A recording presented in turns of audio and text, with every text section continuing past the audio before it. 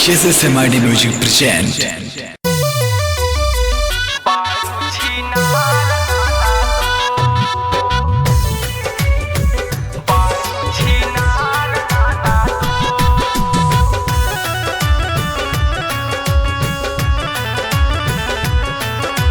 Recording by SMID Music Laxmipur.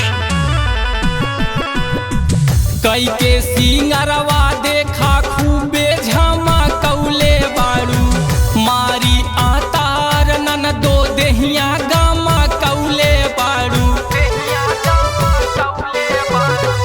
कई के सिंगरवा देखा खूबे झमकौले बारू मारी आतार नन दो देहिया गामा कौले बारू। लागता कि हो खबू का फरार हो बारू छिनार नाना दो एहो।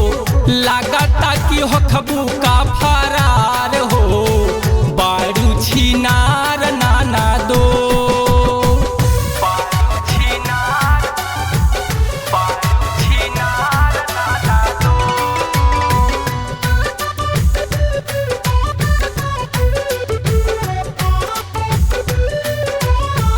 चले लुडहरिया ताला के कमरिया नईखे कसम हराते चढ़ली उमरिया।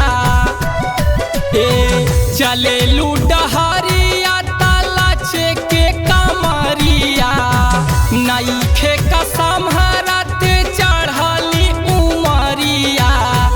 के करस लड़ल बाना जार हो बारू छिनार नाना दो एहो। लागता कि हो खबू का फरार हो बारू छिनार नाना दो।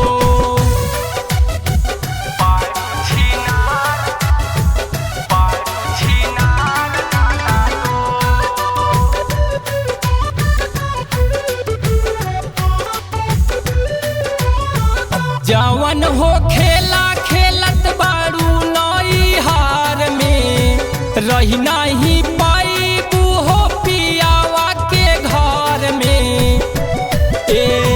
जवन हो खेला खेलत बारू नई हार में रही नहीं पाई बूहो पियावा के घर में। छोड़ी दी वीरेंद्र भातार हो बारू छिनार नाना दो एहो। लागता कि हो खबू का फरार हो बारू छिनार।